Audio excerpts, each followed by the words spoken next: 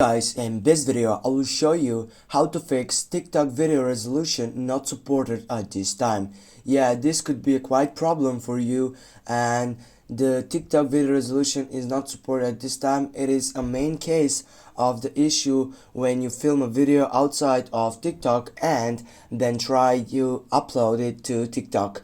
Most cameras can film over the resolution that TikTok allows, and to fix this, change the resolution of the video.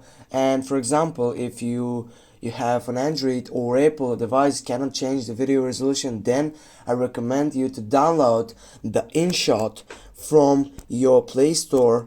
Go to your Play Store and type here for InShot, editor video. Then when you get downloaded this phenomenal video editor setup for getting also to recognize your resolution, and you can have a chance to change it.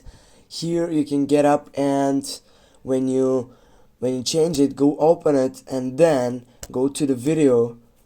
Go, for example, on this side, go to your gallery, choose the video, and when you go to save set, as you can see, it is resolution side. What you need to do to change this resolution, because this resolution is not supported in your TikTok site. Go to it, and here you can change it.